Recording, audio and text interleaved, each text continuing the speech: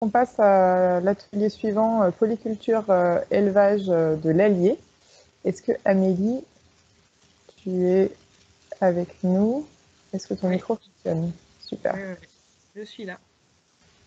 Eh bien, quand tu veux. Donc, si on enchaîne avec l'atelier polyculture élevage allié, tout d'abord, je me présente. La caméra est coupée parce que la fibre n'est pas encore arrivée jusque dans ma campagne. Si vous voulez, je peux l'ouvrir, mais je la refermerai rapidement. Je suis donc conseillère élevage au sein de la Chambre d'agriculture de l'Allier, spécialisée donc en bovin viande, réseau équin, et référente climat pour le département, donc référente AP3C depuis 2015. Ce que je vais vous présenter par la suite en découle majoritairement pour tout ce qui est données climatiques. Sur la zone nord région Rhône-Alpes, tout à l'heure Thomas a recité la grande zone céréalière qui est donc Limagne et Val d'Allier, sur laquelle on a aussi des données. Dans cette zone-là, on a aussi une zone de production vigne, mais bon, je laisserai parler les collègues vignes d'autres régions. Et donc nous, sur cette zone-là, le focus se fait sur la filière plutôt polyculture élevage, puisque donc c'est un gros bassin de production. Alors, ce que je vais dire pourrait concerner aussi, du coup, le département plutôt nord Puy-de-Dôme et Loire, puisqu'on a certaines similitudes. Donc, les avancées climatiques que je présente pourraient éventuellement être extrapolées un petit peu de manière différente, mais quand même être utilisées sur ces zones de production-là. Et si je fais le focus allié, donc pour la polyculture élevage de cette zone-ci, on s'est basé sur les données plutôt de la station de Vichy euh, pour les données d'AP3C. Donc là, vous avez sous les yeux la carte de l'évolution des températures moyennes annuelles. Donc vous l'avez cité à plusieurs reprises jusqu'ici, l'évolution des températures moyennes annuelles, on sait très bien qu'elle est en hausse, en moyenne de 2 degrés, et l'Allier ne déroge pas à cette règle, puisque vous voyez tout ce qui est en rouge sur la carte. Ça représente entre les années 2000 et 2050 une augmentation d'environ 1,9 à 1,96 degrés, voire un peu plus pour une zone au nord vraiment du département, à plus de 2,3 degrés, je le répète, d'augmentation de température moyenne annuelle. Ce qui est important à noter, je ne vous ai pas remis toutes les cartes ici, hein, on pourrait y passer un bon moment, mais ce qui est important de noter pour l'agriculture, c'est que cette augmentation, elle se fait surtout au printemps et à l'été. Sur le département, par exemple, dans la station de Vichy, au printemps, on gagne plus de 2 degrés et demi sur 3 mois. Et l'été, on est à plus de 2 degrés. Donc c'est là qu'on voit bien que cette augmentation se fait surtout au printemps et l'été. Et ça a une importance notoire pour tout ce qui est agriculture, puisque le redémarrage en végétation va être beaucoup plus précoce et tout va en découler. Si on peut passer à la diapo suivante concernant la pluviométrie, et ben là, je ne vous ai pas remis de carte, mais simplement dire que dans cette zone-là, on a un maintien des cumuls annuels de pluviométrie qui, dans l'Allier, se situent donc à Vichy autour de 750-800 mm par an.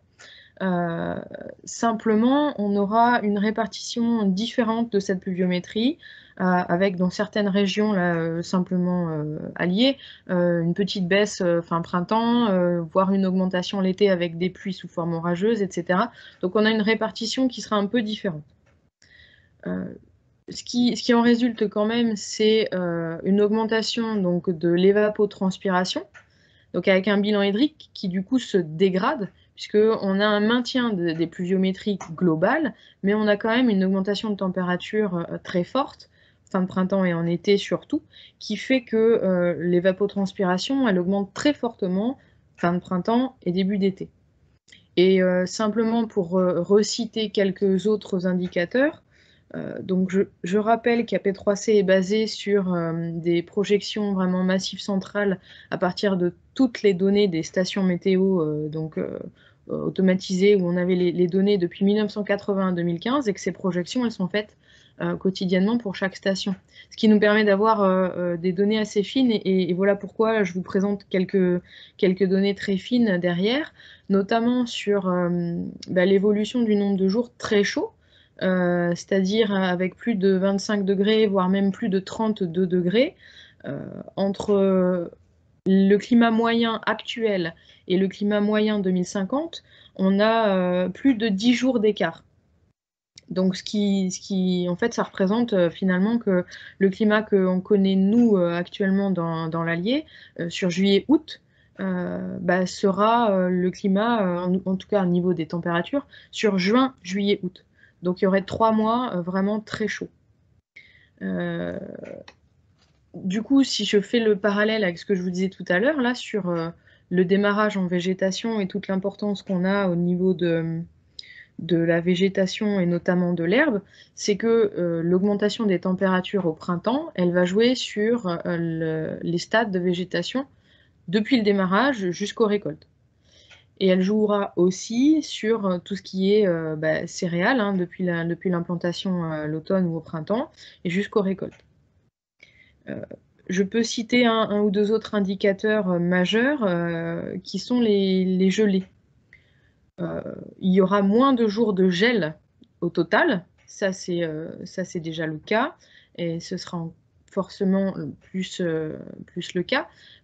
Par contre, même si ici vous pouvez voir que la première gelée d'automne, elle recule puisqu'elle passe du 4 décembre au 11 décembre entre aujourd'hui et 2050, et que la dernière gelée de printemps, elle s'avance, puisqu'on était à peu près au 20 avril actuellement et qu'on sera au 10-11 avril en 2050, en fait, le risque de gelée, il perdure, surtout avec l'avancée des stades.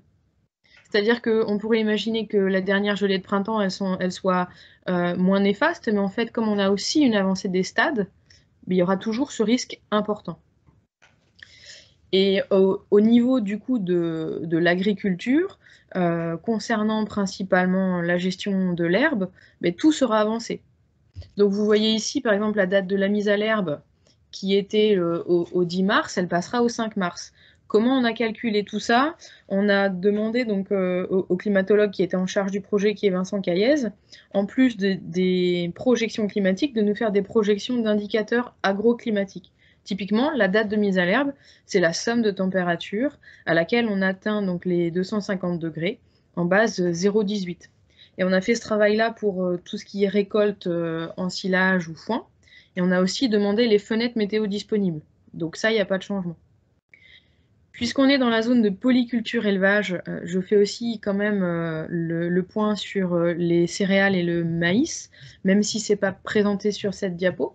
On sait que forcément, avec l'augmentation des températures, on va avoir un risque d'échaudage plus important. Un risque de stress hydrique sur les prairies ou les céréales en fin de printemps également. Donc ça, c'est vraiment l'aspect climatique en 3 mots, en résumé. Si je fais un tout petit rappel aussi au niveau de l'eau, donc sur le SDAGE Loire-Bretagne, donc l'Allier, hein, département, est traversé par plusieurs cours d'eau, et notamment l'Allier, hein, puisqu'il a donné son nom au département, et le Cher. Et donc je rappelle sur le cours d'eau, Allier. Aval, donc il est en zone 7B3. Ça signifie un plafonnement des prélèvements à l'étiage avec l'objectif de résorber le déficit quantitatif et donc derrière de gérer tout ça, même si aujourd'hui il n'y a pas de déficit majeur. C'est ce que rappelait tout à l'heure Monsieur Morvan. Et puis donc sur le côté Cher, là donc qui est à l'ouest du département, lui par contre depuis plusieurs années il y a des sécheresses récurrentes, ce qui fait qu'il est déjà classé en zone de répartition des eaux.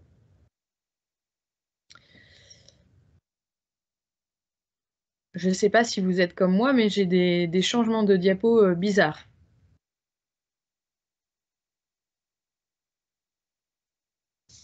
Ah oui, pourtant chez moi ça bouge pas. Attendez. Oula. Et là, c'est pareil, je suis sur OpenOffice 4 en ce moment-là. Mais là, c'est plus moi qui présente, j'ai pas OpenOffice, donc... J'allais demander, on peut changer de diapo, mais là, effectivement, on est un peu... Il y a quelqu'un Alors, qui a pris le contrôle, mais je sais pas. ouais. C'est revenu, là. Est-ce que c'est mieux, là? C'est bon. Alors là, on est revenu du coup voilà, sur la diapo polyculture élevage. Et effectivement, maintenant, je vais vous présenter donc l'atelier qui a été fait atout, faiblesse, opportunité, menace. Donc, principalement sur la polyculture élevage, bien que ça puisse englober aussi quand même vraiment les grandes zones céréalières du département pour certaines choses. Si je me concentre quand même sur la polyculture élevage de l'Allier, ces systèmes-là, ils ont un certain nombre d'atouts. Le premier, c'est que on a quand même un département qui est très herbagé, avec beaucoup de bocage, et que donc ces systèmes, que ce soit les systèmes bovin-viande ou ovins, ils sont adaptés à ce système herbagé-là. Le grand deuxième atout, c'est la complémentarité du système polyculture élevage avec les deux ateliers vraiment. Et l'atelier polyculture, il peut être utilisé aussi bien pour la vente et majoritairement pour l'autoconsommation. Dans nos systèmes polyculture élevage, le but c'est d'être autonome en fourrage. Donc ça c'est vraiment un gros atout. Et l'autonomie derrière en céréales, évidemment, nous donne une autonomie en énergie. Et on peut aller rechercher une autonomie protéique à base d'herbes. Donc ces systèmes sont très résilients. Concernant les grandes exploitations herbagères, finalement, on a une grande diversité d'assolements, ce qui est aussi un gros atout face aux aléas climatiques, finalement, de ne pas mettre tous ses œufs dans le même panier. Même pour quelqu'un qui est polyculteur, il va avoir plusieurs céréales et non pas seulement une céréale ou un maïs. Et à côté, donc, il aura ses animaux. Et le fait également d'avoir des exploitations mixtes, donc ça peut être bovin-ovin, mais c'est pareil, c'est encore une chose sur laquelle on ne met pas tous ses œufs dans le même panier, ne serait-ce que pour la vente. Et en plus de ça, l'atout technique, c'est pour la gestion des prairies notamment et du pâturage, où on a des espèces complémentaires. Donc ces systèmes-là, ils sont aussi non pas complètement indépendants, hein, évidemment, de l'extérieur pour les intrants, mais du coup, ils sont moins dépendants. Et ça donne vraiment un fort atout.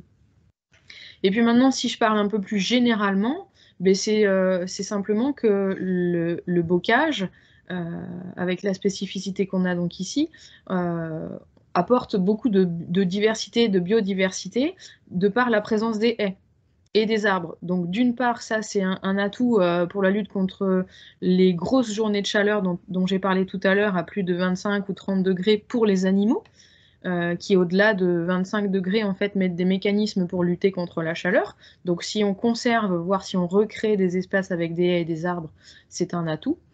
Et l'autre atout qui est présent dans pas mal d'endroits du département, ce sont les réserves en eau qui existent.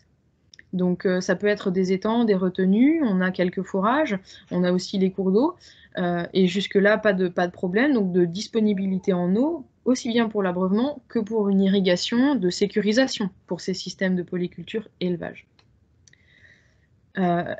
Si maintenant je passe aux faiblesses, ben en fait, on a un peu les faiblesses de ces atouts ou les atouts de ces faiblesses.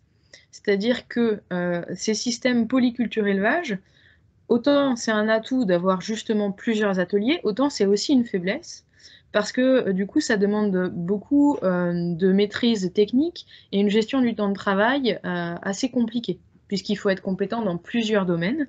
Et donc ces exploitations, ça peut aussi pêcher à ce niveau-là.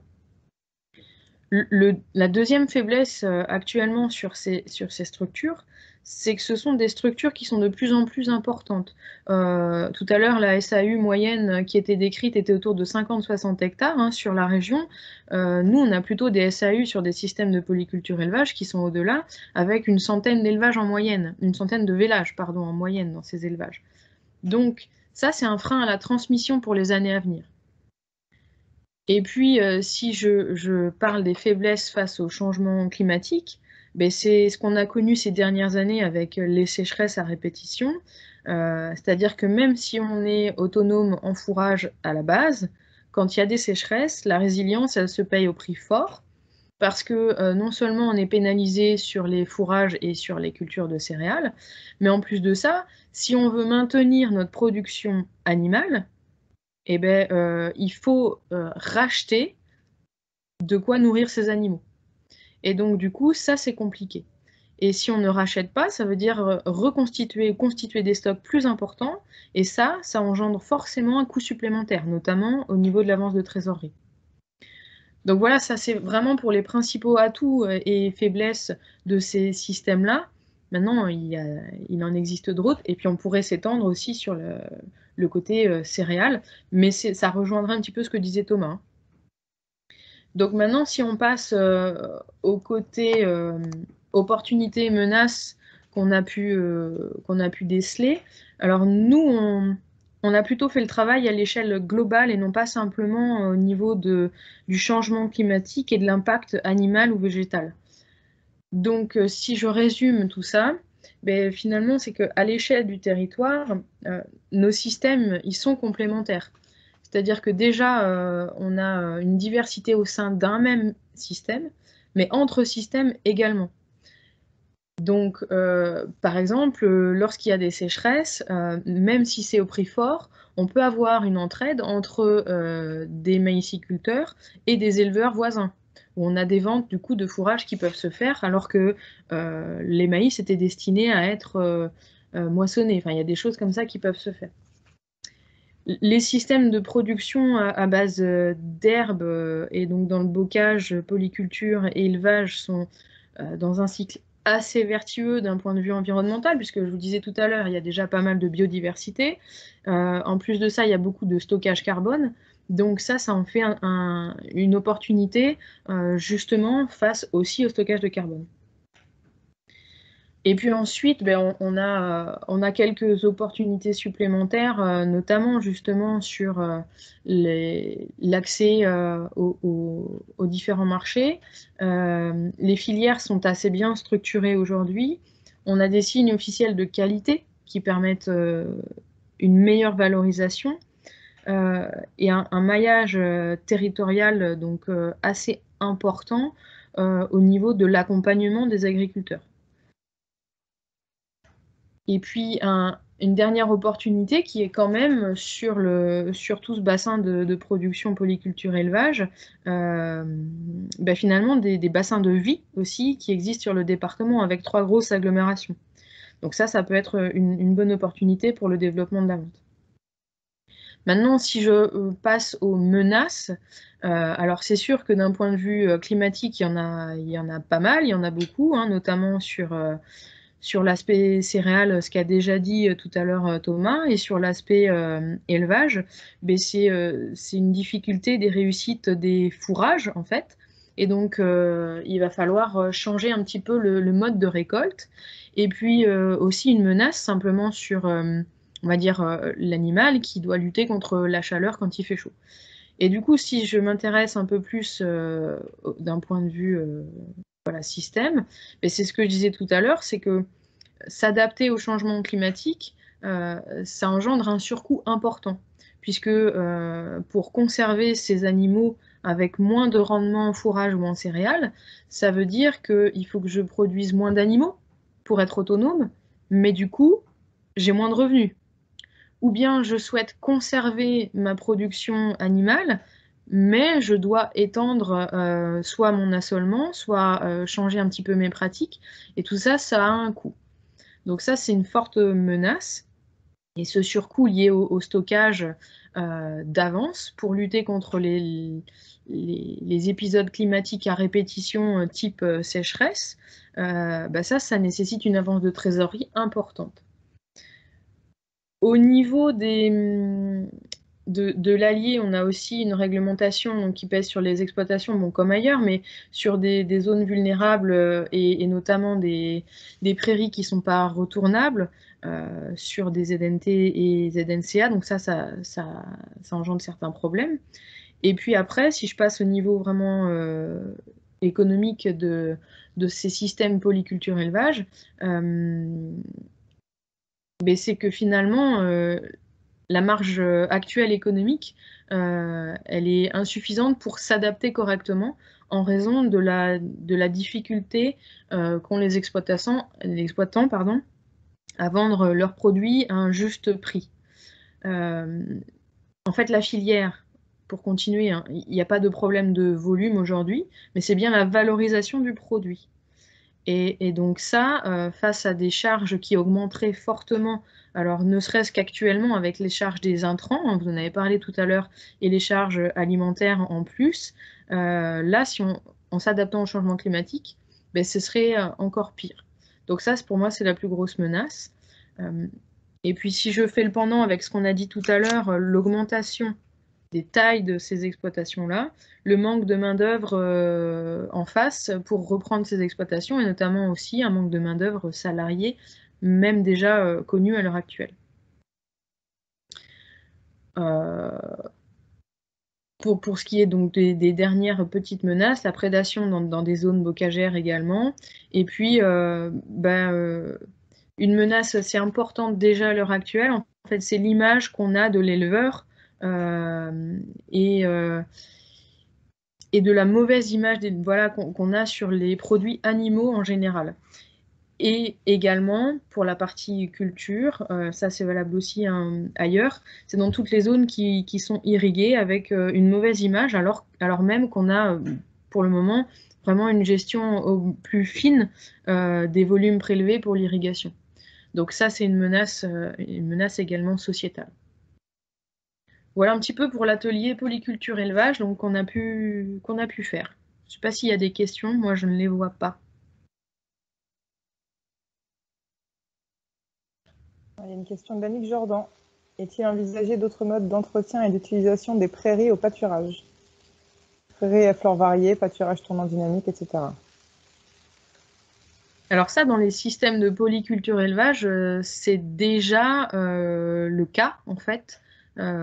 Aujourd'hui, on met déjà en place des systèmes pour utiliser au mieux les prairies, les valoriser au mieux, tout en préservant la biodiversité avec justement toute la présence de haies et d'arbres.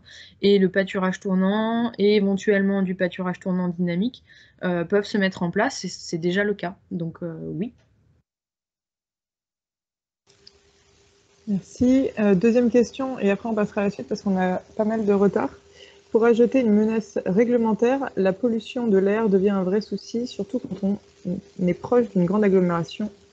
Le cumul réglementaire complique l'utilisation des engrais de ferme et peut en décourager certains. Alors c'est plus une remarque qu'une question.